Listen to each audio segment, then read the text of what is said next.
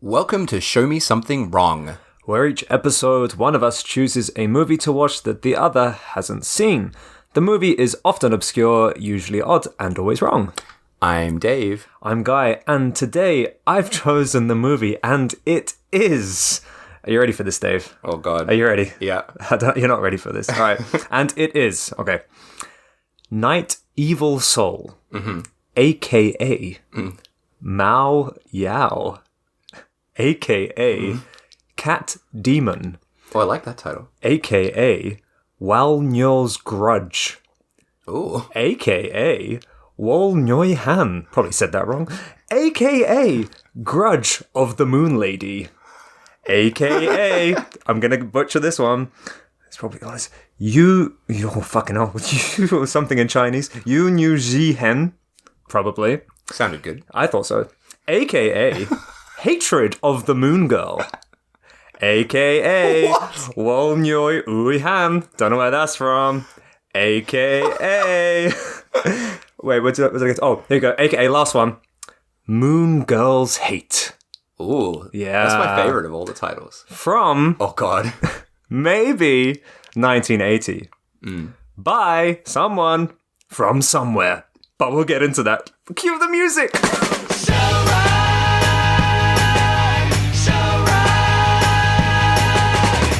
Yeah, I remember last time at the end of the episode, you said you had no idea where it was from, when it was from. And even from watching this on YouTube, or wherever I watched it, every version of it had a different year. Oh, yeah. And there were comments. I didn't do any research on the movie, as we don't do that when we're not the one that suggested the movie. But I couldn't help but notice some of the comments, which seemed to be like suggesting it was from a variety of countries as well. Yeah. So I recommended this movie before I knew any of that. I watched it and I was like, well, this movie's kind of fun. It'd be good for the body. And then after recommending it, did a bit of research, opened up a massive can of worms where I thought, oh my God, what the fuck have I done? You had to delay the recording of this podcast by a week because I know. You needed to do more research. There's just so much going on. Yeah, this is one hell of a mess of a movie. But first and foremost, let's talk about the genre. So this film falls into the bakeneko genre, which you did a pretty good job of explaining when we did our Turkish bathhouse episode. So if anyone hasn't heard that, to get a pretty good idea of what the bakeneko genre is like, I recommend listening to the Turkish bathhouse episode where Dave does a pretty good deep dive into that. But to sum up, basically, a bakeneko, or ghost cat, is a type of yokai from traditional Japanese folklore, which, according to legend, a cat that laps the blood of a murder victim has the power to take on the person's grudge and hatred, giving the animal the ability to seek revenge on those responsible for the crime. That's just fact, isn't it? That's real life.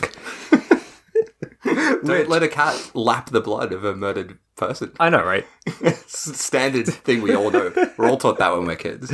But isn't that just the greatest subgenre ever? It's great. It's so specific. It's so specific. But apparently bakeneko tales were the most popular subject of horror films in Japan in the 60s. Yeah. And by the 70s, there were over 60 bakeneko titles in Japan. Pretty crazy. 60 films about a cat Yeah.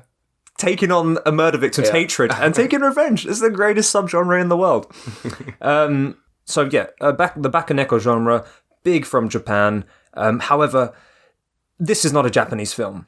And there is no real definitive answer on where it came from or who made it. Right? So before we actually get into the movie itself, let's get into the nitty-gritty of where and why and who and how. Yeah.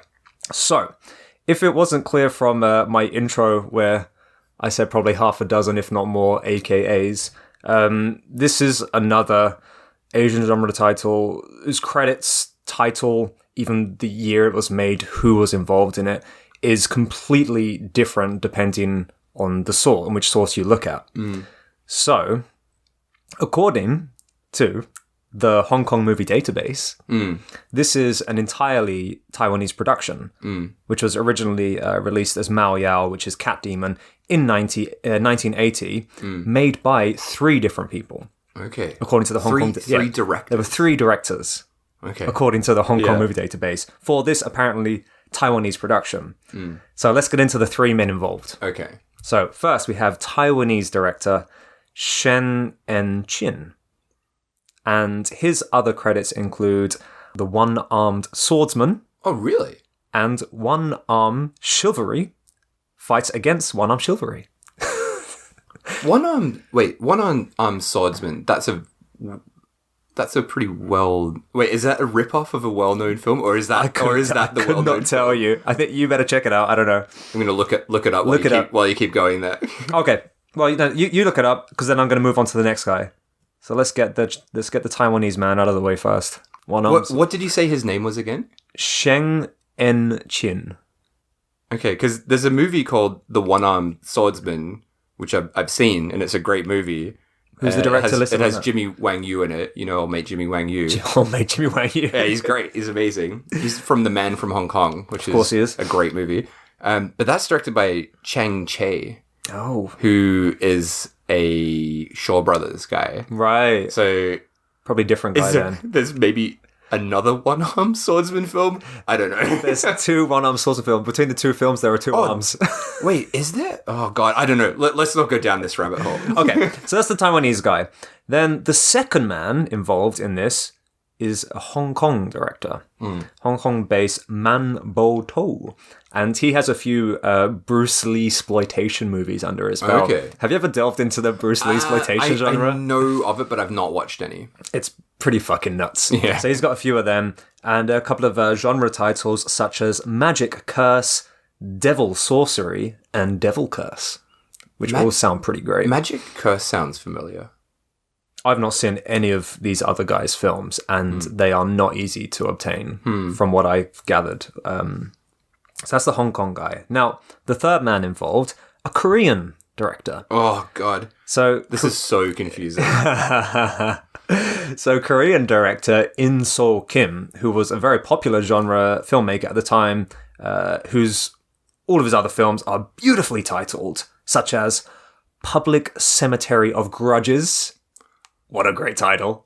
I feel like I've seen that. Anyway, sorry, go on. Cemetery of Beautiful Women. Another knockout title. And then finally, Evil Under the Moon, which sounds like a black metal album. So you got these 3 men involved, right? All with some other kind of minor titles under their belt. None of the 3 are particularly famous. However, in Korea, In Sol Kim, he was a relatively famous genre filmmaker at the time of release, whenever that was. So just to retract, these are the 3 directors according to the Hong Kong Movie Database, where this is listed as a full Taiwanese production. Then let's hop over to IMDb. On IMDb, this film is listed twice. Once as being from Taiwan, directed by Chuo Chi Leung, who is not the previous Taiwanese director I mentioned, is a completely different person. What? Oh my God. And also released in 1981, so 1 year later. That's according to IMDb. And then it is listed a second time. This time... On IMDb? Yes. Second time. And this time it is a South Korean production credited solely to Kim with a 1980 release year. Fuck. Let's hop over to Letterboxd. Well, Letterboxd is the least trustworthy. Yeah. But this time as well, it is listed 2 separate times, this time under different titles. And though it credits Night Evil Soul, which is the title that we watched, to the 2 directors, Chin and To, the Taiwanese and Hong Kongese director. Not the Korean guy's not involved in that. It is also listed, secondly, under the title Grudge of the Moon, and this time it is listed solely to the Korean In Sol Kim. Oh my God. I'm not finished. Then we consult the Korean sources and learn that this is a South Korean production directed solely by In Sol Kim. So no matter where you go, everything is listed differently. Right. Different directors, different productions, different years. So it's like, who do we believe? Yeah, okay. Look, there's not one we can believe, I'm sure, but like generally the Hong Kong movie database is the most accurate I've found. I would not trust IMDb, and I definitely would not trust Letterboxd because that's just a bunch of dumbasses putting up stuff on the movie database. Well, weighing all the available information, it would appear that the Korean sources are correct. Okay. And the reason I say that is because, one, Kim was one of the most famous genre directors at the time in Korea. So it would be weird if he would have been like falsely listed because he's a relatively famous director. Secondly, all of the posters, so Taiwanese posters, Hong Kong posters, they all are derived from the Korean poster. So they all have the Korean font and stuff in there. So it seems like the Korean poster came first. And finally, according to, this is the one instance where all of the records match, according to the Korean, Hong Kong, and Taiwanese sources, this film made its big screen debut in the Hollywood Theatre in Seoul, South Korea in 1980. So it would appear that this is a South Korean film. Could it just be that all of them are true in their own way? Like, could it be like a co-production and with different people involved, or are there different versions where different directors shot different parts, perhaps? No, that's a good point, because currently the only available print is the Mandarin dubbed Hong Kong Taiwanese home video release, which is the one we saw together. And that uses the title card Meows, which is the demon cat title. And underneath it's written in English, Night Evil Soul. And this cut credits the direction to the Taiwanese and Hong Kong directors. This is the only cut available. And the Korean home video release seems to have been lost forever. We don't know. What a mess. So summing up all of this before we get to the actual movie, this was released first in 1980 in South Korea under its Korean title with Kim as the sole director. Then, this is also quite funny, actually. Sorry, I'm just throwing loads of facts at you. Then the letterbox lists all of the cast as Korean, right? If we go to the Chinese databases and the Chinese letterbox page, all of the cast are listed as the Chinese cast members. However, what's even weirder and a little bit kind of fishy is that all of the Chinese listed cast members don't have any other titles to their names. And the ones that do have other titles in their names and are relatively known don't actually appear in the movie, apparently. Yeah. So it's likely they were made up, and it's kind of like, no, we don't know, really. Fucking hell, what a mess. So while there's nothing concrete, what we can kind of guess or assume what seems to be the people's kind of assumptions based on this is that this was a Korean production directed solely by Kim, and the thoughts as to where the Taiwanese and Hong Kong directors' involvement came in is one of two options. Either they just put their own names on the title for their own release in their home countries, or they directed the Mandarin dub actors and then took a director credit for that. But we don't know. Yeah. But yeah, so basically, yeah, this appears to be a South Korean production. However, it was shot in Taiwan. Oh, fucking hell, just threw that little tidbit in. So now you know why I need an extra week for all of this. Well done on unpacking all of that. Yeah. Jesus Christ. All of that for this obscure fucking film as well. There's a total on Letterboxd, I think 20 people have logged in under the Chinese title and then 10 on the Korean title. So this is not probably worth all the time and effort I put into this. No, well done. Wow. Yeah. We can probably wrap up the pod there, I think. Thanks for listening. So what's next? Oh, man. Jesus. I'm exhausted. I'm going to have a sip of my water. Now, before we get into the film, it is definitely worth noting a few things about the version we saw and the film itself. Okay. So, this is the only available cut, and it looks like absolute dog shit. Oh, yeah. And fucking dog shit. Almost unwatchable. Oh, it was unwatchable. What I would say worse than the way back when we watched Nay Means Yes, the Sato film.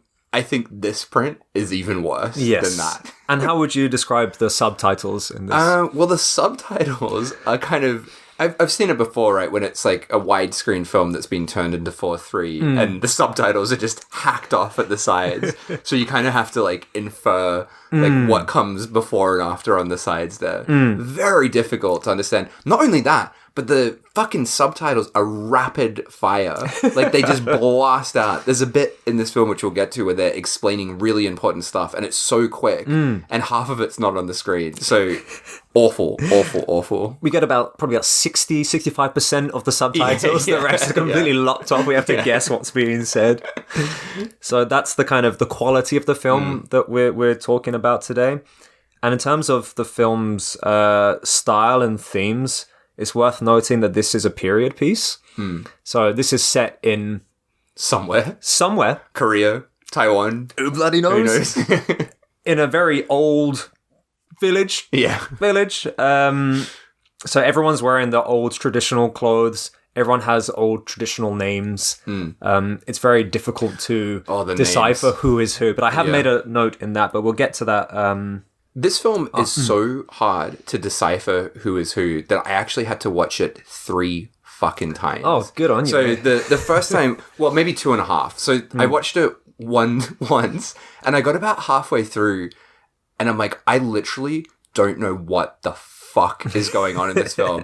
And I went back and rewatched it and realized that I thought a certain scene was a flashback that wasn't, and I thought 2 characters were the same character. And it completely fucked the whole story up. So then I did exactly the same thing. The print and the subtitles and just all of that just made it so confusing. Yes. So yeah, I did the same thing. I thought 2 people were the same person. Yeah, we probably made the same person. Yeah. Not saying they all look alike, don't do that. No, it's the print. It's the print. And also, I mean, we'll get to it, but it has certain like cinematic tropes that are used in a way that they normally wouldn't be used. So, for example, you'll get a cross dissolve, which usually would imply like a flashback, but it's not a flashback in this film. Oh my god, so freaking confusing. Yep. So before we get into the actual film, I'm going to establish the main characters because they're, as I said, this is a period piece. They're using old names, and at least for me, there are no like gender defining names in this film. Yeah. Like probably just down to my own ignorance, I don't know old term Chinese or Taiwanese or Korean names to be enough to decipher who's a male and who is female. So let's go into the main characters. First of all, we have Mei Yu Wong. We'll call her Mei. Okay, Mei. That's easy. She is the spoilt daughter of the richest man in the village. This is great that you're doing this, by the way, because it's really helping me understand things as well. All right, that's Mei. That's her role. Okay, that's Mei. Next, we have Chi. God, fucking, how do you pronounce this? Chi. Like, it's Hsiung. Xiung. We'll call him Chi. Do you want me to Google it? If you like. How do you pronounce Xiung? All right, give it to me. How do we pronounce his name? Okay, I found a YouTube video of it, so this is how it claims that it's pronounced. Xiong. I can't even recreate that. It's too hard. Anyway, we'll call him Chi. Chi.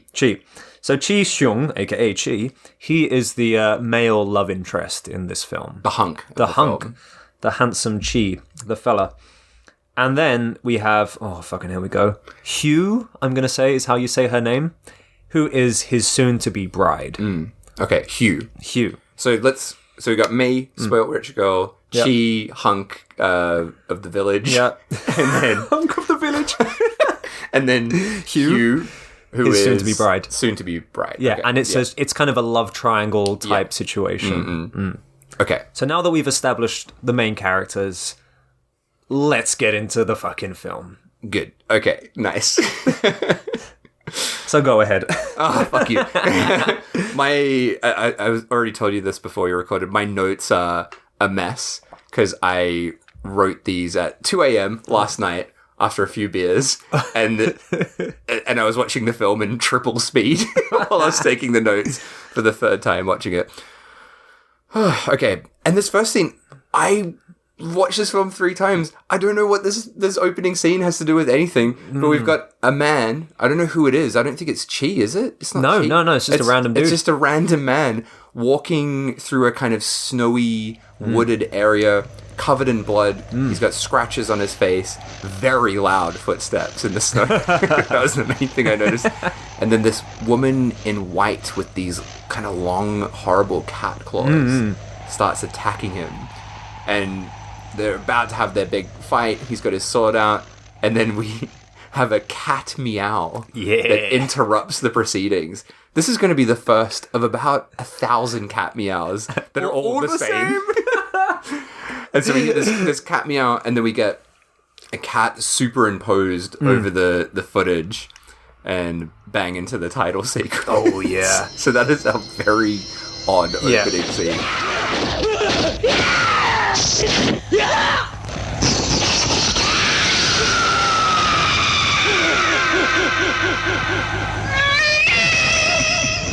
Which I can't tell you how that connects to anything. No, is it a flash forward? Is it just it's randomly placed? It doesn't connect to anything. I don't know who that character is. I don't know. I was hoping rewatching it I could... I was like, oh, maybe that's the last scene of the film and we're seeing it at the start. But I don't think it is. No, it's not. Let's just forget the opening. Let's not worry about that. The pre-title scene. But banging music. Yeah, very which cool is music. Throughout the whole film, the music is absolutely incredible. That is one of the best things about this film. So in post-title sequence, there's a sick girl in bed, May, spoiled girl of the village, and there are people surrounding her, discussing her condition. Apparently, she will die soon. Yeah, because she's... lovesick. Oh! And who's she lovesick for? Hunk of the village. She though. So she's fucking like in bed, like, oh, I can't go on. Apparently, the doctor said she's gonna die soon. Yeah, she's gonna die from being in love. That's it. She loves Hunk of the village Chi, but she can't have him because he's soon to be married with the beautiful Hugh. The beautiful Hugh. The beautiful Hugh. So we cut to the. Now, can I just pause? Oh yeah. This is where I got fucking confused because she's like talking about Chi, and she's like, oh, I love Chi, Chi, Chi. And then it does like a fade, but it's one of those like, those kind of fades. And I'm like, oh, this is a flashback. Yeah. And I thought that Hugh was May, because we flash back to a different woman, Hugh, helping Chi climb up the mountain. But because of that fucking crossfade, I'm like, oh, and because the print's so bad, and we've only just very briefly met May, I was like, oh, I guess that's her. Yeah. And maybe Chi's died, and that's why she's lovesick. So because we can't tell what the fuck's going on from the subtitles. So that's why I had to go and rewatch half the film again, because I was so fucking confused as to what was going on. It is not friendly. It is not a friendly film. Not a friendly film? Because I thought the exact same thing. I thought like we flash back to her and her past lover, who then I don't know, he left her or whatever, and she's now like mourning or whatever. But confusing. No, so he's up, you know, having a play on a rock, lovey-dovey, dancing around the fields. They hop on their horses, have a little gallop, and they approach a lake. The pond of the black cat. Oh, the pond of the black cat. The horses get a little spooked. The lake starts spewing forth fog. Smoke comes out, and then we get the sound of cat cries. The lake is meowing. Yeah. And it is the same fucking meow. Over and over and over again. And hey, if you like cat meows, don't worry, because you're going to hear a fuck ton of them in this movie. From start to finish. Sometimes out of, like, they just appear out of nowhere. They'll just be in the middle of the scene. They'll just be like, oh, we haven't done one of those in a while. Yeah. Hit the soundboard.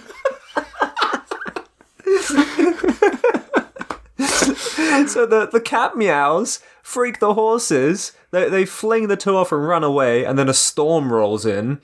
And Hugh can start to feel a presence of something pulling her into the lake. But she's like, don't be silly, let's go. and they run for shelter. There's mad wind and rain. There's a bloody gale blowing. Yeah. Leaves flying around. And they take shelter in an abandoned shack with a leaky roof run by a sinister old man. Yeah, he was quite sinister. Yeah, he was. But he's not a villain.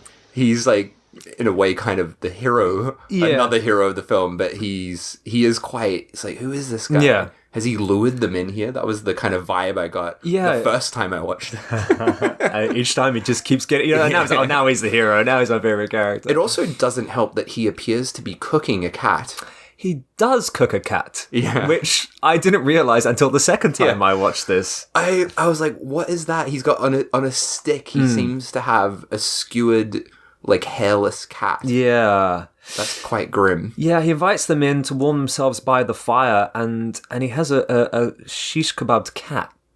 And it's so, like, non-apparent that I almost didn't realize it. And, like, I don't know if they didn't make a point of it being a cat. He's just like, I got this on a stick. It's just a background detail.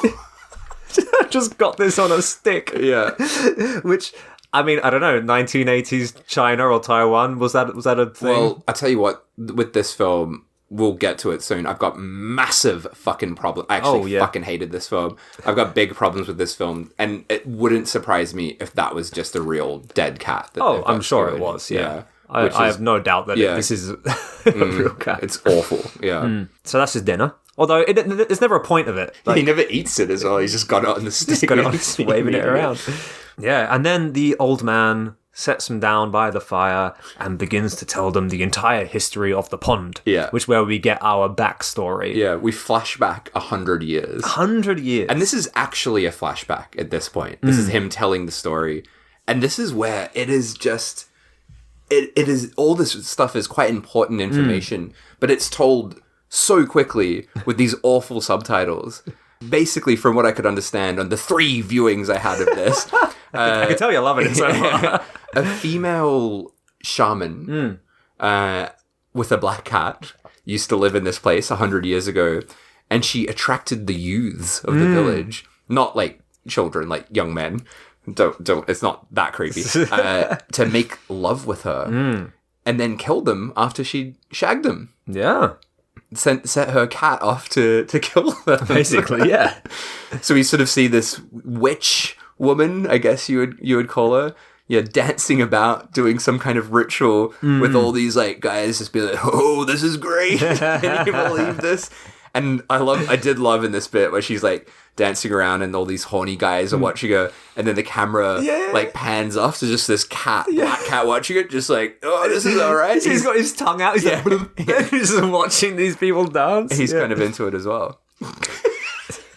Yeah, that's yeah. So she's kind of seduced all the men of the village, and we get there kind of like a one by one, her luring them in. Shag and kill setting. Yeah, so the first guy that she's shagging, it goes like the footage goes all red, which is really cool. Yeah, the cat's watching, and again, just that meowing is blasting over the top.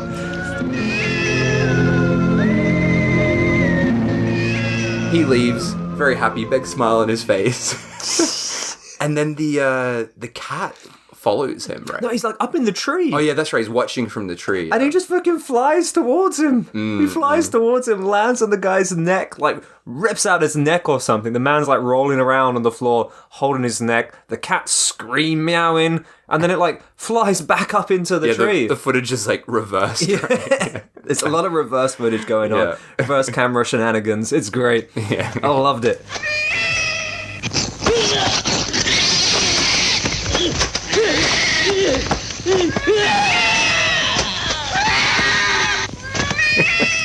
And the next morning, the village is in a panic. And the wife of the man who just got murdered is screaming. Yeah. And did you catch his name? No, what was it? I didn't catch it. So this is so irrelevant. I just found it really funny. So his name is Chim Pao. And in Japanese, that's very similar to the word for penis. Right. So she just kept screaming, Chimpo, Chimpo. And all in my head, all I could hear was her saying, penis. Like this crying woman shouting out penis. So that's it. So all the men that have hooked up with the shaman, these are all married men. But yeah, so she's seducing all the married men one by one. And we get another scene directly after, this time with a very heavy blue filter. Like everything is drowned out in blue. And we get this layered shot of their sex with the cat's face, like really intense, like close up, like watching them. And then he kind of like, again, goes in for the kill. And it reminded me that like vision, I think the blue and the red, that distorted, heavily filtered vision reminded me of the Turkish bathhouse stuff. Yeah, that was we had the Kuro vision in there as well, didn't we? Yeah. Was that coloured or distorted? Was it black and white or something? It was, I mean, that was a very colourful film, but yeah, it is like distorted, kind of wide angle sort of shot as he's watching. Also, so this like red and blue is like meant to be kind of the cat vision, I think so. It's everything is completely drowned out in red or blue. Yeah. I don't know. I can't think of any other reason as to why everything would suddenly turn completely blue. Yeah. So that's the kind of the second kill. And now the women in the village are mad. Yeah. They're pissed off that their cheating husbands have been murdered by a cat and a witch. Yeah, so they're like rallying up the town, like, come on, let's kill that witch. And all of the villagers burst into her house, pull her out, and one guy is like left behind to kill the cat, right? And yeah, the witch woman's walking through the town and they're stoning her. Yeah. Which is pretty intense. They're stoning her and then put a noose on a tree and start hanging her. Pretty grim stuff. It is. Did you hear what one of the ladies said? No. That's just the way it was subtitled. I found quite funny. She said, "Make her dead." Yeah. It wasn't kill her, it was make her dead. I'm going to start using that. Yeah. Make her dead. And one of the dude, kills the cat with his sword, which he's very proud of. Yeah. Like, he comes back and the guy's like, "Did you kill the cat?" He goes, "Yes, with my sword." Like, he's really proud about that. Nice job, mate. You killed a cat. Yeah. Well done. But before they hang her, the shaman gives a word of warning. And she says that they shouldn't touch her or they're going to regret it. But they're not listening. They hang her from the tree. Once she's dead, they cut the rope and she lands in her grave, which they proceed to cover with rocks. And that's the end of the sexy witch. Or is it? Cue the meows. So then, at night, the cat that was apparently killed, I guess that's who the cat is, unless it's another cat, comes to the grave site, right? Oh, it's a real psychedelic sequence. Yeah. It's great music. I just want to play the entire soundtrack of this movie over this podcast episode. It's so good. Yeah, all the cat sort of approaches the grave and all the stones that were put on fly off in a kind of cheesy backwards reversed way. He meows them away. Oh my god, yeah, the cat screams are just relentless in this. It's just like meow, meow, meow, meow, meow. It's non-stop.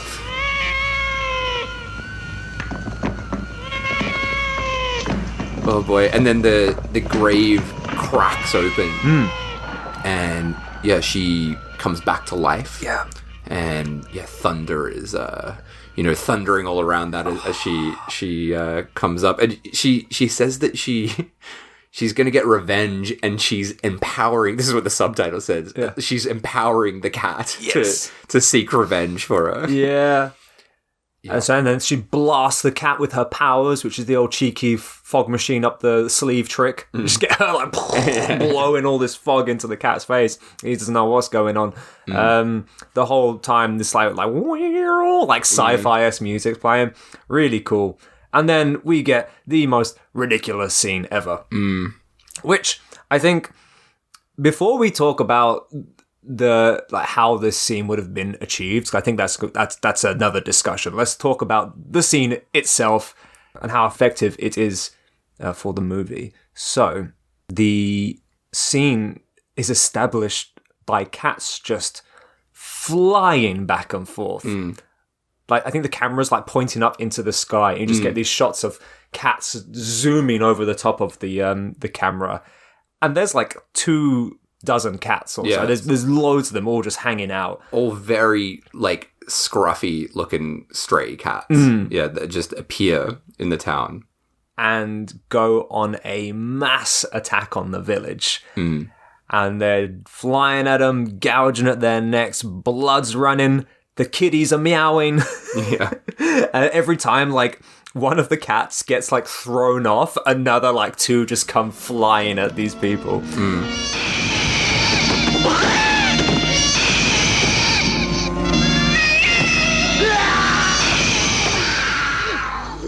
Somehow the cats jump through the paper screens like they have in the windows and doors. And again, lots of, like, reverse shots of cats landing, of them just, like, flying up into the air, making it look like they're, like, pouncing off into the sky. And just these really, really intense close-up shots of just cats screaming at the camera and attacking people. And as a scene, like, narratively, it's very effective and a very intense scene and a great one thematically. But logistically, if we think how this scene was achieved, it becomes less enjoyable. Yeah, that's why I did not enjoy this film. I know. Because, like, I came to realize, I think it actually gets worse later in the film, but this scene with the cats, like, getting flung around, it's quite fucked. Like, they are, like, that you can see their bodies, like, flipping around in the air as they're getting thrown. And it's not only that, but, like, as you said, the close-ups of their faces, that to me was the worst thing, because they look, like, really distressed. Right, And I just don't know what the fuck they were doing to those cats to achieve those shots. They look really, like, tortured, basically. And I came to realize something, because we've done a film that has animal stuff, like, was it Red Spells Red? That film absolutely fucked all the animal stuff. Yet somehow this was worse for me. Right. And I think it's because in Red Spells Red and stuff like that, like, the animals are getting killed, and that's horrible. But it's very quick. Right. And that's it. Whereas this felt like watching, like, living things getting tortured, tormented. And I think the cruelty of that made me feel really sick watching this scene, and then even worse towards the end of the film, something else. So that it just left, honestly, after this scene, I was quite enjoying this film, and then from this scene on, it left such a bad taste in my mouth that I couldn't enjoy much else in it. I 100% agree with you there. It's, I think, like I said, like, visually, in terms of the story, it looks great, and like, they achieved what they wanted to achieve, you know, as for the story. But if you think about how they achieved that, it's like, this is probably a lot of animal cruelty going on behind the lenses here.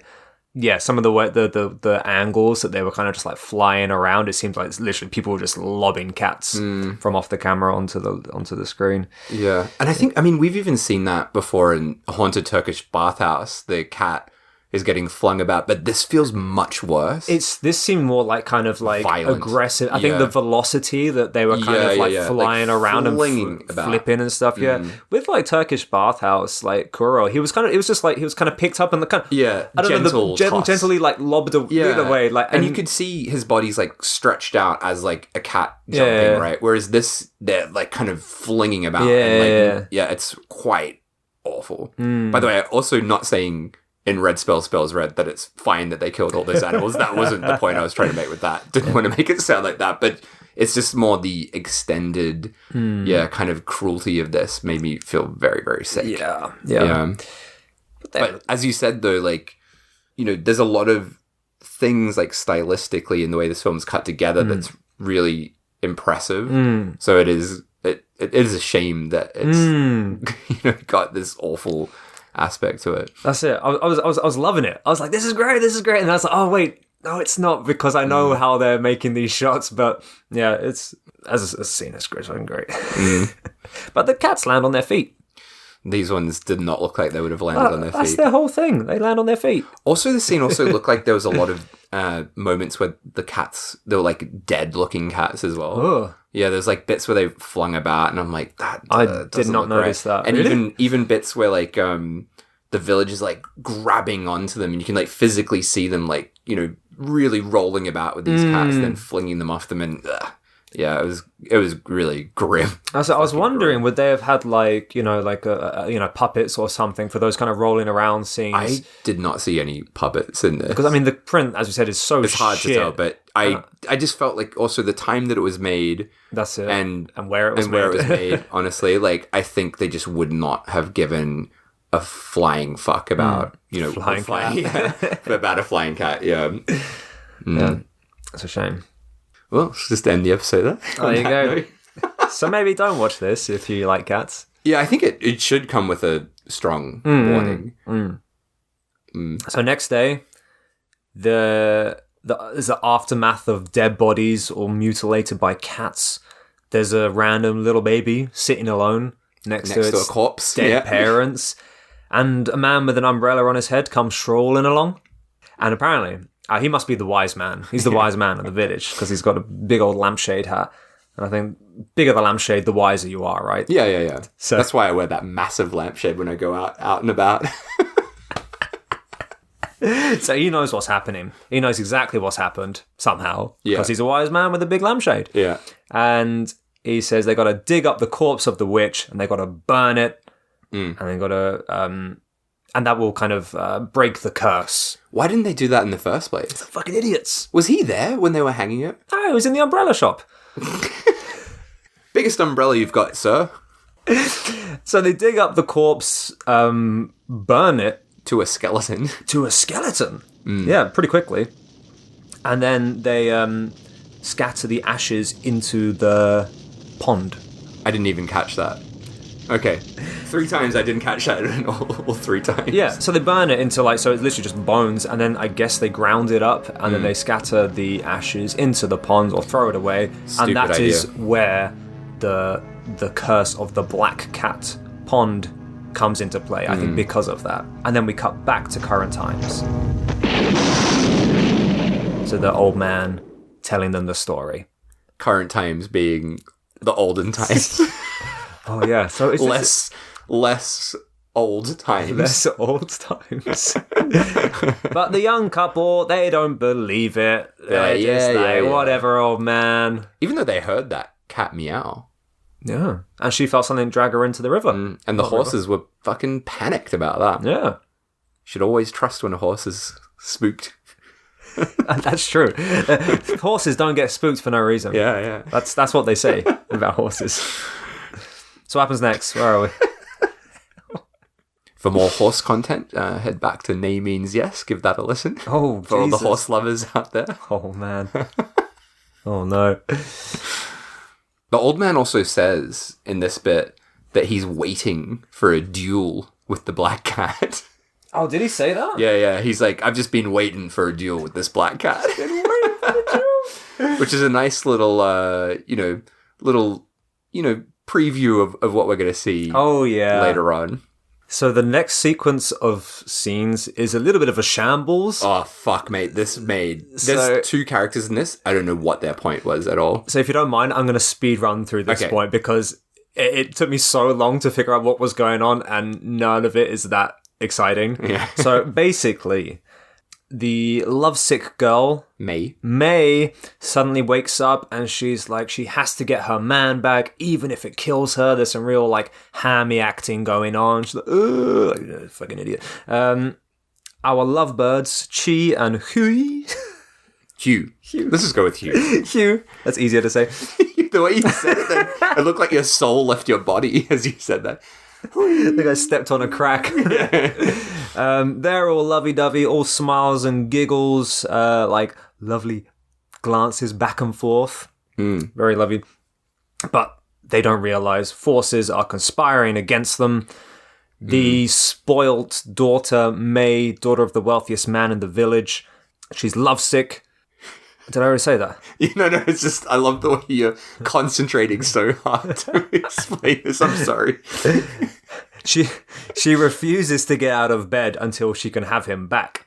So her dad Mr. Rich Man, he pays some local goons to go after Hugh, the soon-to-be bride, and Hugh and her dad go to flee the village without telling her beloved Chi, hunk of the village. Can I add a point? You can. One of the goons is fucking horrendous.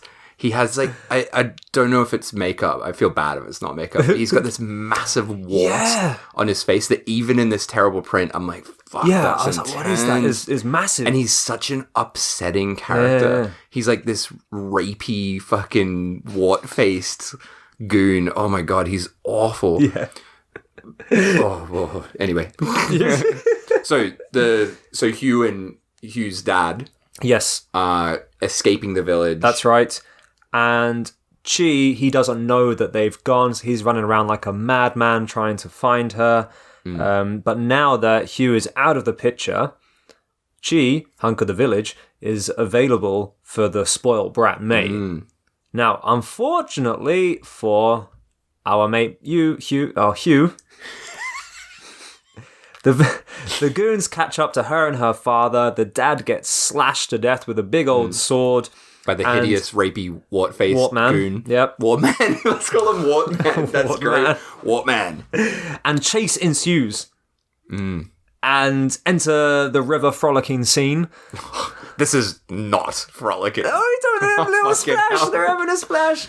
Rolling around. If you want to hear having a little splash. if you want to hear Guy's thoughts on the definition of frolicking, listen to the Red Smells Red Mate, episode. one guy even does a dive in this. He even does a dive. You cannot say this isn't frolicking. Basically, Hugh is running for her life. Yeah, that's it. Through the river. Through a river. while Wartman and the other goons chase her down and basically just They rape and kill her. rape and kill her and then throw her body into the river, right? Into the Black Cat Lake.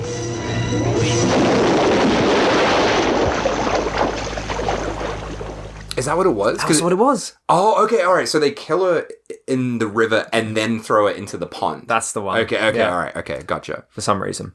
And although we don't really see the rape or the kill, it's more implied than on screen. But yeah, you got 5 dudes all kind of hold her down while she's having a little frolic and Not having a frolic. and do the deed. She's dead, and then throw her into the lake. Not just a lake, the cursed lake of the black cat.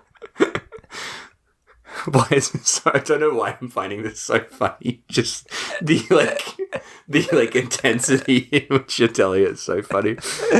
The father of May, the spoiled girl, he's fucking stoked about this. What a cunt of a man! Like he's murdered 2 people just so his daughter can get out of bed. Basically, He's the richest man in the village. He can do what he wants. yeah. But yeah, he's very happy about the outcome of this.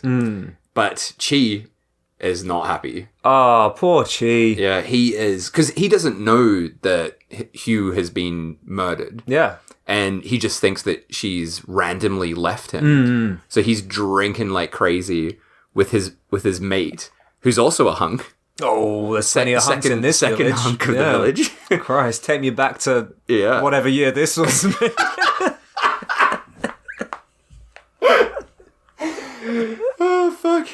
Yeah, you got Chi, you got Chi's mate, you got Wartman, Oh, so God, many hunks, all the old men, the old dads, The old dads. the daddies. The daddies of the village. The daddies. But yeah, Chi's mate, so they're drinking, or mainly Chi's drinking, and his mate is like, get over it, get over Hugh, marry May, marry the rich girl. That's it, and that's exactly what he fucking does. Yeah. We cut almost immediately to the wedding ceremony. Yeah, just straight away. He was drowning his sorrows 1 minute, and the next minute he's getting married to the next girl. I mean, even though she's a bit of a brat, Yeah. she's pretty hot, so you can understand why. And rich. And rich. Yeah. I mean, what more do you want? That's enough. But she's no Hugh. She's no Hugh. That's Oh, for we sure. like Hugh, but she's dead. So whatever. We also, like, after this, so they get married, and we get this fucking just dumb scene. You probably know what I'm talking about. Yeah. Where Wartman is like, okay, so Wartman's got this woman that he's into. And all this crap is totally irrelevant to the story. But anyway, Wartman's really into this other woman in the village with, like, very fake freckles dotted on her face. Oh, I didn't notice that. I don't know why. I was just like, why? That was a weird makeup choice there.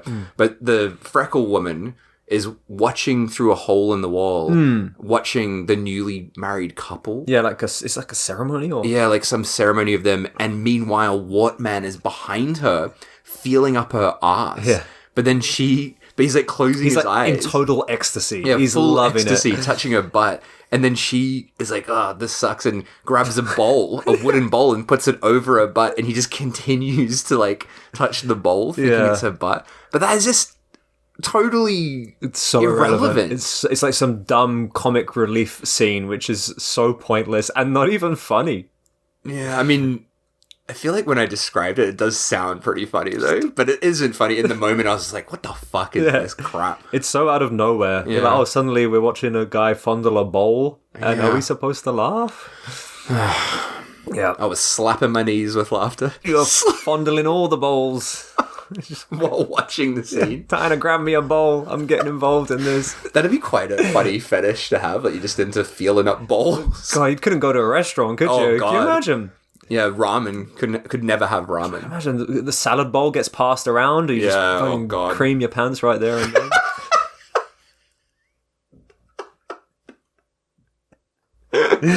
No, don't do that. Who has a bowl fetish? It must exist. Oh, if you have a bowl fetish, please send us a message. Yeah, show me something wrong at gmail.com. Send us a picture of your favourite bowl. Show me your bowl. Oh dear. So, hang on. Let's get back into it. Bloody bowls. So they do the ceremony, but the lake is bubbling away. Smoke's pluming out, and the witch arises from the lake, and we get this awesome kind of point of view shot of her entering the house. And meanwhile, the newlyweds are about to consummate their marriage, right? And then we kind of cut back and forth between the newlyweds and Wartman. And the Wartman stuff is completely irrelevant. He's trying to hook up with that freckle woman. That's kind of trying irrelevant. to fuck freckle woman, but it's meaningless. It's completely meaningless. I think he drugs her somehow, because she seems to fall unconscious after he kisses her. I thought she was so wooed by his wart. But it doesn't matter. It's irrelevant. Forget about Wartman. He's done. Forget about him. Although he does come back later. Anyway, so Hunky Chi is on top of the new bride, about to do the deed, and out of nowhere, a pair of hands kind of reach through the floors, like protrudes through the floorboards, grabs May by the head and pulls her down under the floor, just by her head.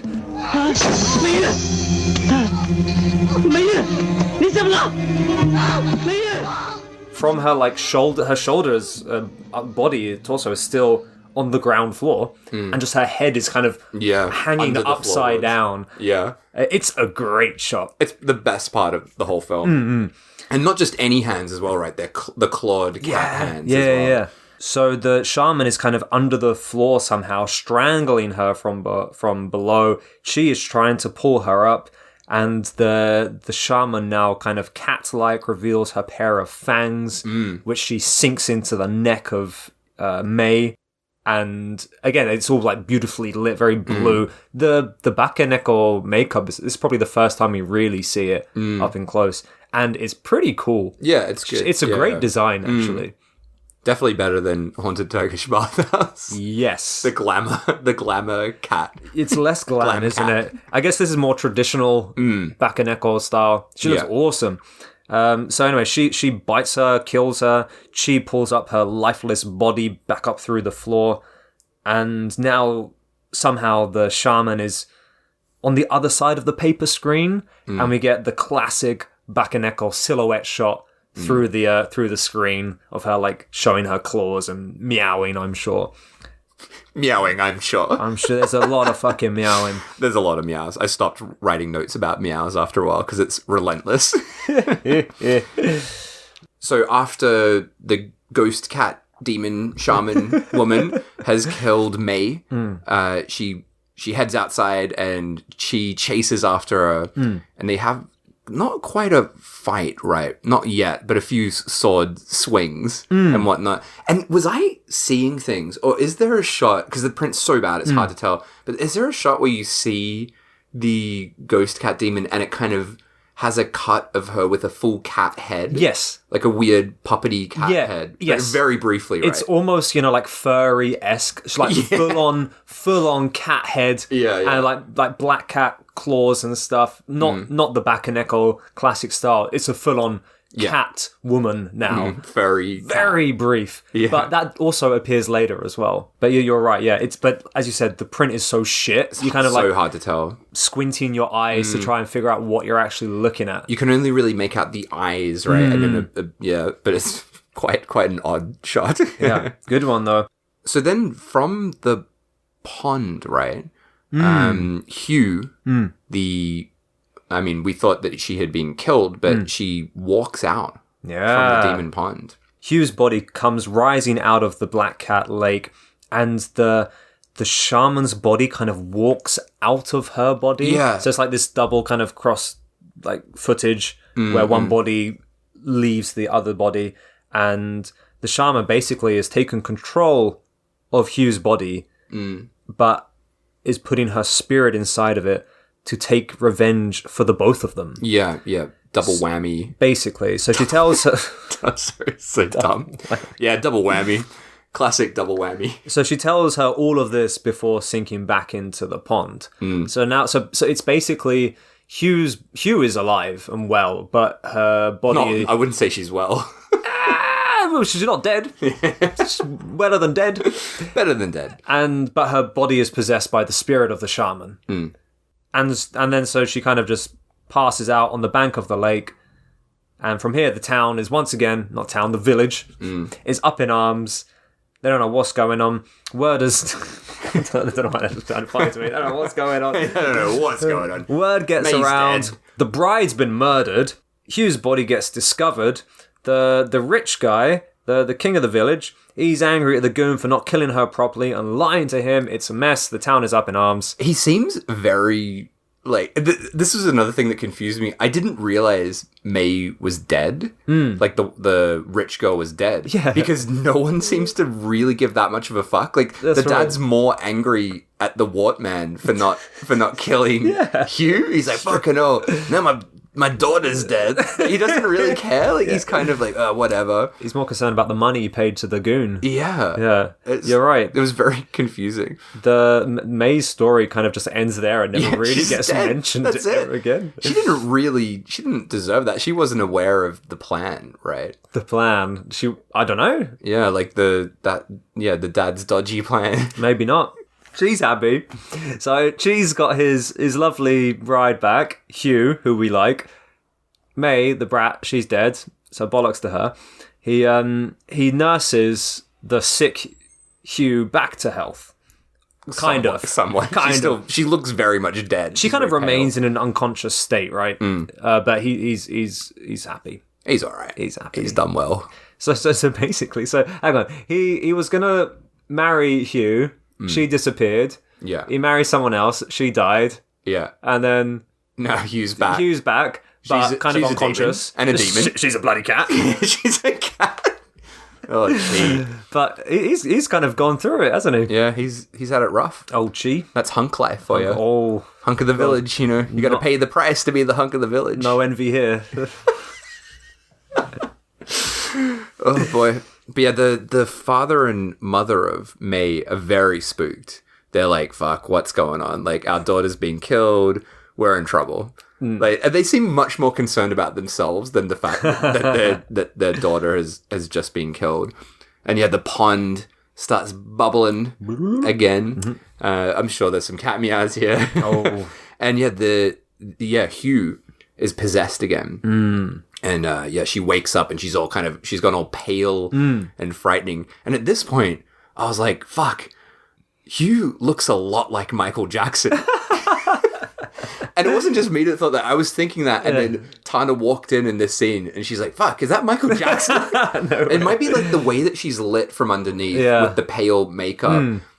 She has a very Michael Jackson look. I thought her design was awesome. I mean, it's cool. so simple, but the way it's lit, and it's got the really long black hair, the long white gown, pale skin. It just looked really cool in this. This is one of, actually, so I said the May getting killed from underneath was my favorite bit. I forgot about this scene coming up, because this is actually my favorite bit. Go for it. Ghost cat Hugh is wandering about the town. There's some guards around, I guess, protecting the mother and father. One of them gets scared by a chicken, which I found quite funny. And they're killed by her. Yeah. Very quickly killed off.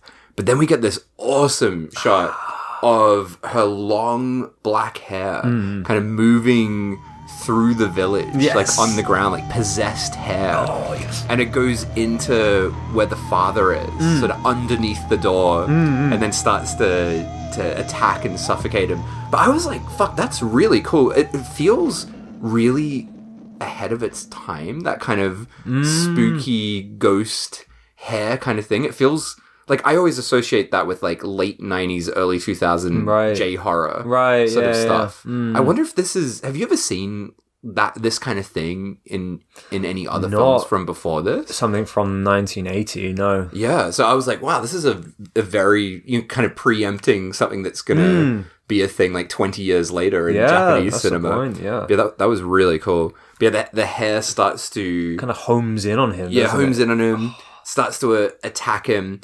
And we also, as she's attacking him, we get this shot where the shaman's face is like superimposed over her as well, and it's in that kind of red lighting again. I thought that was really cool as well. The mother wakes up too. She's also attacked by Hugh. Yep. And that's it. They're dead.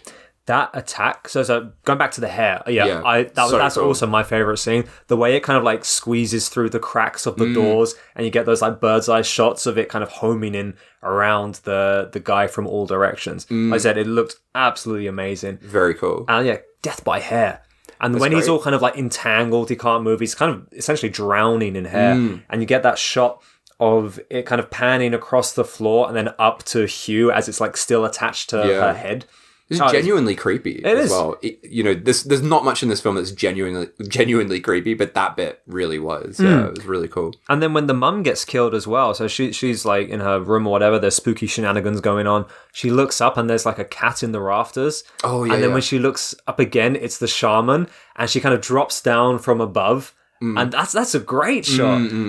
That's cool. It's great. It's like she kind of drops down directly kind of onto the camera and pounces onto the mum. Yeah. Screams ahoy. Lots going on. Meows ahoy. That's him.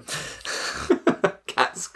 Human screams and cat screams. Oh, yeah. Together at last. Yeah, I 100% agree with you. That is the best scene. So good. It's so beautifully done and creepy. Hugh wakes up, but she's still kind of drowsy. She's got some muddy feet going on. But when you mentioned about how like the faces are like you got Hugh's face superimposed onto the shaman's body, or vice versa. Yeah, we get a bit of that. That was where a lot of my confusion came on first viewing, because I didn't know the faces of each character enough to be able to tell who was Hugh and who was the shaman. It's confusing because we're introduced to people so quickly and the print is awful, so it is quite hard to tell people apart. Yeah. Especially when it's happening so quickly as well, these sort of quick flashes. But yeah, the town, the village, again, is in an absolute panic. Just move out. There's so much going on. I gotta get the fuck out of here. And Chi's mate, the second hunk of the village. Oh, Kuo. Oh, is that his name? Kuo Lei. Kuo. All right, Kuo. Kuo the hunk. Kuo the hunk says there's clearly a curse going on against you, Chi. Something's going on. Then it's nighttime again. And this scene, honestly, it was like too dark for me to even know what was going on. We're seeing something, but I couldn't tell you what was happening. Is this with the Mole Man? Not Mole Just Man. before that, Mole Man. Yeah, we do see Wart Man again, and he's like talking to his wife, who's not the freckle woman. I don't know. Oh, dude, Yeah, it's great. I had no idea what was going on in this scene. I laughed my ass off at this. So basically, like you said, the village is in a panic. The goon Wartman is kind of sneaking around. He's got some fucking headdress on for some reason. Yeah. Or Yes, he's I'm so in confused. disguise. I don't know. And he goes to his, I think, mistress's home, knocks on the door, and he's trying to get inside. And she's like, no, what are you doing? Anyway, they hear a cat meow, and she dies immediately. Yeah. She just falls over. Yeah, I what happened? It's like, there's a meow, and she's just like, "Ugh." Yeah, she like collapses. Yeah. And I swear she falls into a grave as well. It's like a perfectly like cut out like rectangular plot of land which she just collapses into.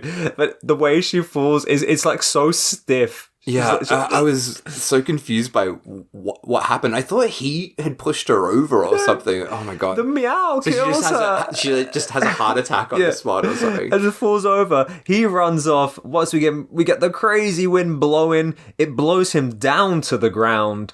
And then things kind of seem calm for a while. He goes to walk off, and then the witch kind of flops down from the top of the screen upside down. Flops down. I can only describe it as or hangs down like upside down. I like flops down. Grabs him by the neck and flies up into the top of the tree, which is an awesome scene as well, because we get that kind of wide shot of this man. His legs are flailing. The shaman is upside down, holding his neck, and they both zoom up into the sky together. That's a pretty awesome shot. Yeah, that's cool. So she carries up into the tree. They're both in a tree. Wartman's fucked. I think he's done. He's done. What's done? But second hunk of the village, Kuo Wei. What's that what he's called? I thought, Cool. Cool. Wait. Let's just call him second hunk of the village. Second hunk of the village stumbles across this because he's on a night stroll for some Yeah. reason. Well, he's a hunk, you know. Hunk's got to get out every now and then. Stretch the legs, maintain that body. It's probably, if he walks around during the day, all the ladies of the village would get too excited. So he probably does that for a bit of alone time. Bit of a long time. Oh, it is a hard life being a hunk. It sure is. So he stumbles across this. Then the shaman, Bakeneko lady witch, jumps down, and then we get this awesome cat claw versus sword fight. That was cool. He stabs her, and she's just like, whatever, pulls out the sword. She's fine. It's awesome. So like she's kind of flipping around, running up trees, jumping here, there, and everywhere. Yeah. He keeps trying to stab her, but she just avoids them all. It's pretty good, pretty well choreographed scene. Like I said, he stabs her. She pulls out the sword, jumps and flips for days, and I think she stabs him back. Yeah, she stabs him and strangles him as well, right? She's making a mess of him.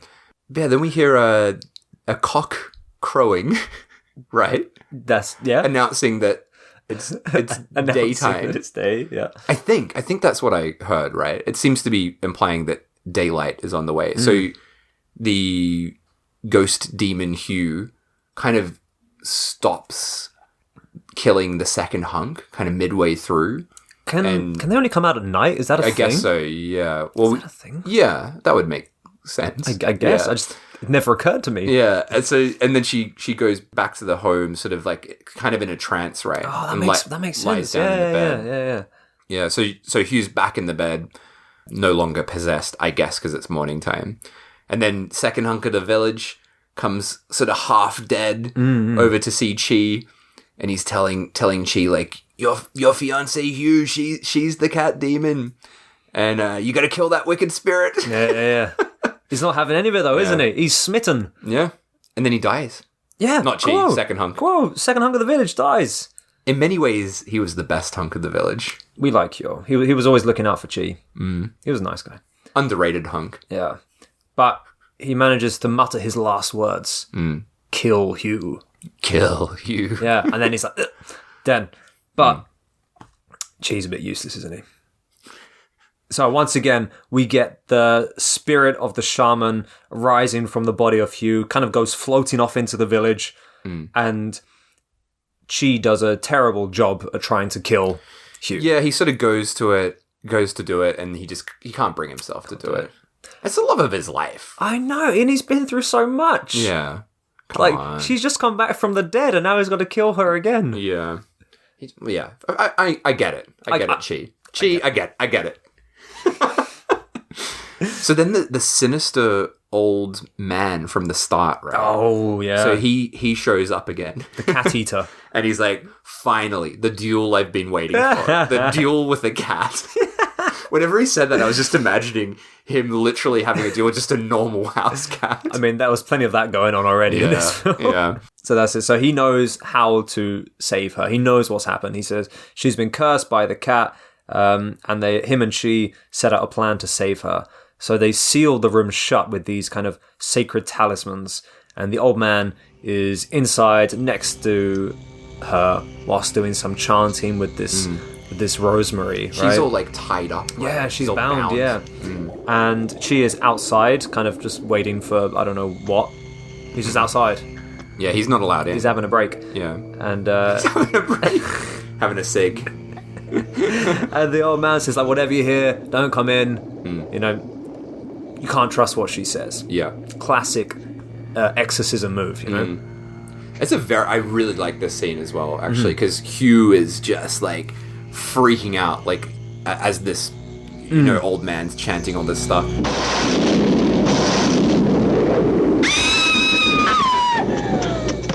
And her bound wrists and feet are all, like, bloodied up because she's trying to kind of get out of them the whole time, right? Yeah. And this whole scene is a massive build. So you've got the guy chanting, you got Hugh screaming, you got Chi pacing back and forth. The music is like really cool sci-fi. And all the while the lake is kind of bubbling and getting more volatile with its like bubbles and smoke and stuff. The fog comes creeping in, and then the ghost shaman witch lady appears. And she's come for Hugh, but she can't get into the building because of the talismans, right? So she's calling out to Hugh to open the door, but now Hugh's like coughing up blood, screaming, but it also kind of seems like she kind of likes it. Really? Did you not get that? No, there are some scenes where it seems like she's kind of like tormenting the old man through her laughter. She's clearly kind of screaming and like in pain, but there seems to be like some kind of like smirking going on there as well. Yeah, maybe that was just my I don't know. Your sick interpretation. Maybe. Cats are meowing. Oh, cats Things going are wild. building. Idiot Chi, like a fucking moron, doesn't listen to the old man. Rips off the talismans from the door. Oh, what a like moron. An idiot. Absolute twit. Twit. Absolute twit. Absolute twit. And immediately she turns into the cat monster, takes out the old man, flips up into the tree. Yeah, the old man, I assume he gets killed, right? My note is like, she kills the old man, question mark, because it happened so quickly. I don't really know what happened. She doesn't kill him because we get a very brief scene after that with him. Yeah. I forgot about that, where he's explaining the rosary stuff. Okay, yeah. But so she flips up into the tree, and she runs in to the old man, not after his wife. Yeah. And takes the sacred rosemary off of him and chases the witch into the forest. And that's the last we see of the old man. Maybe he's dead. Maybe he's not. Maybe he just goes back to his hut to eat more cats. Cook a few more cats. And this is where we get the showdown between Chi and the shaman Bacanek or cat lady. Yeah. Which is fucking nuts, because essentially it turns into like a kung fu movie. Yeah, it's pretty wild. There is so many flips and jumps in this scene. It's insane. We haven't seen this many flips since metal days. So Chi keeps trying to bloody stab her. She's flip-flopping all over the place. Yeah. Climbs up a tree with her mad cat claws, jumps down again, does another little flip.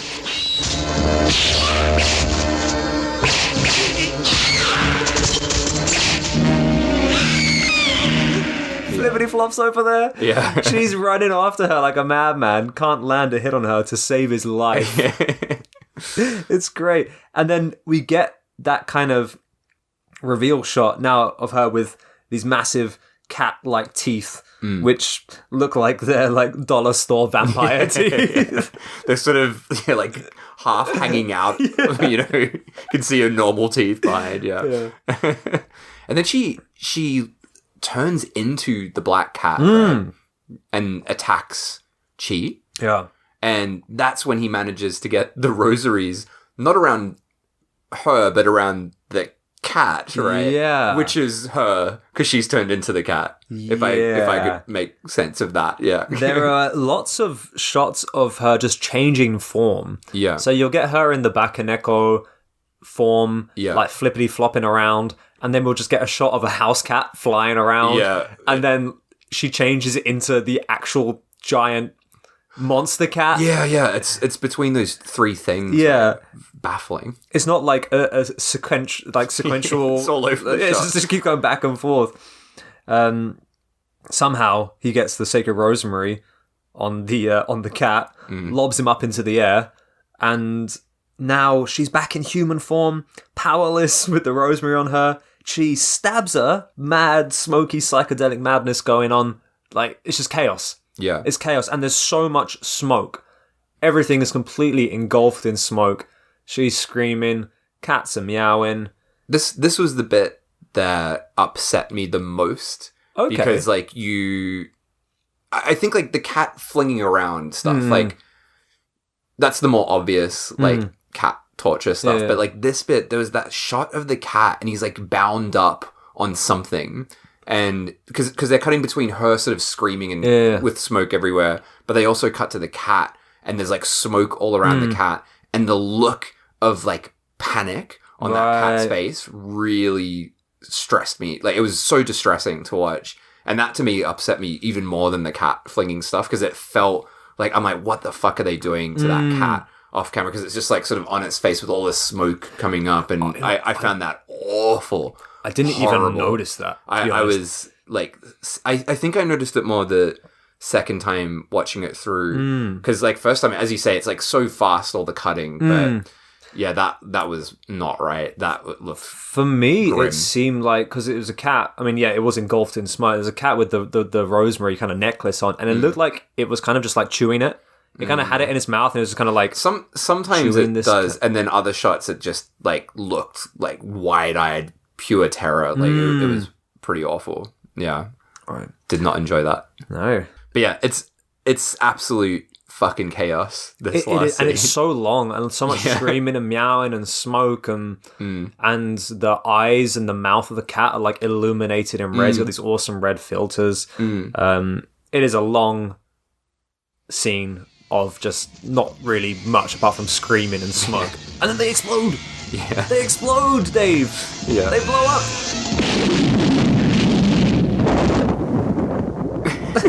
madness. And then Chi wakes up.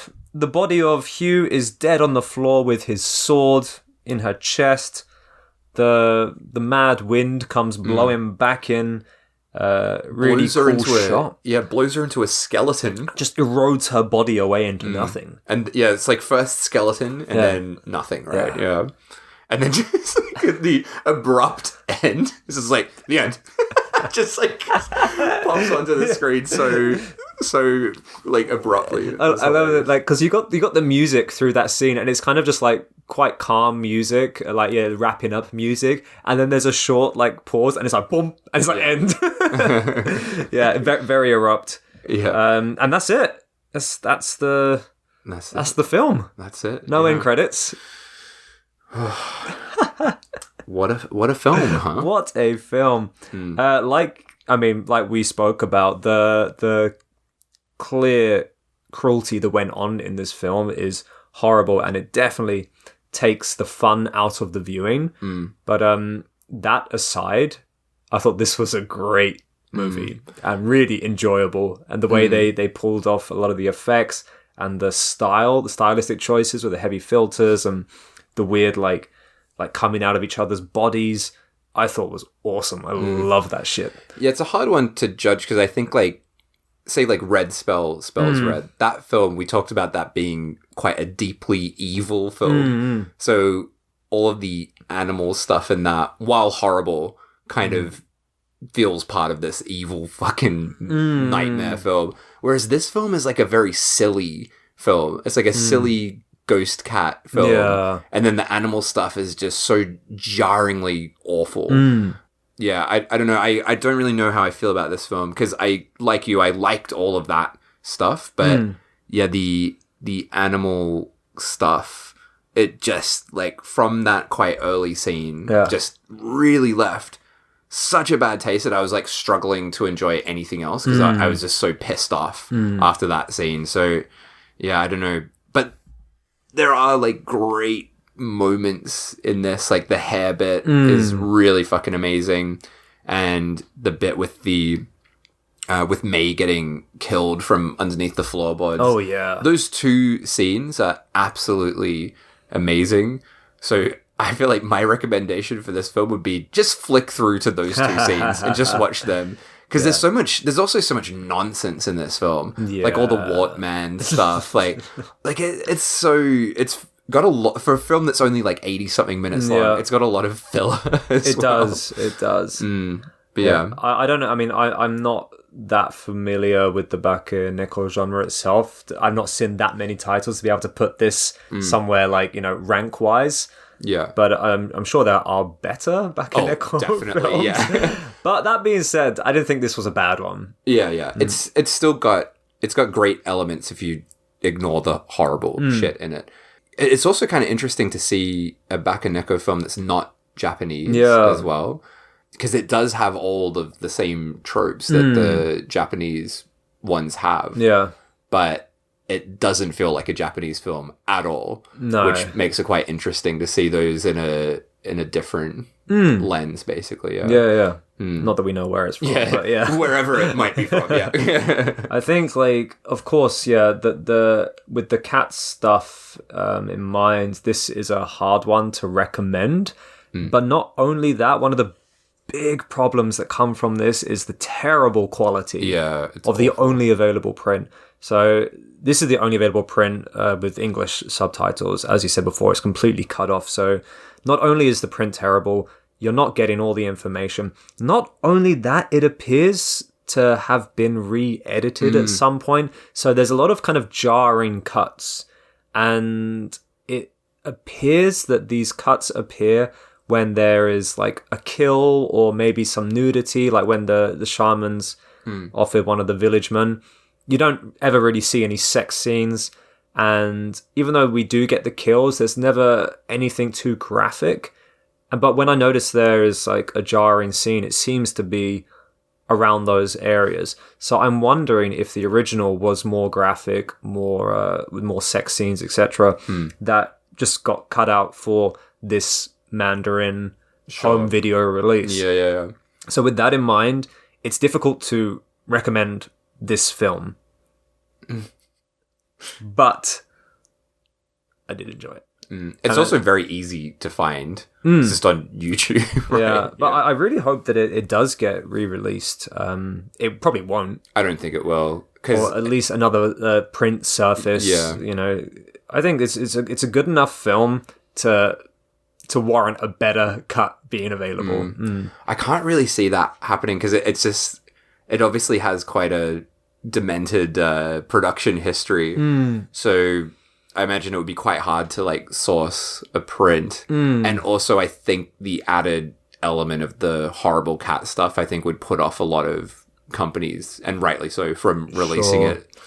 I'm sure it's in, like, copyright hell with everyone involved. Fuck, that would be the other thing, right? Yeah, like 3 different countries involved with its production, 3 different directors, about 1 billion different release dates. Yeah. Can you imagine? Fucking hell. God. Oh, well. So, what do you say for the old wrongometer, Dave? The wrongometer, how wrong the film is, how much it shouldn't exist, how fucked it is. I am gonna go I'm gonna say a 6.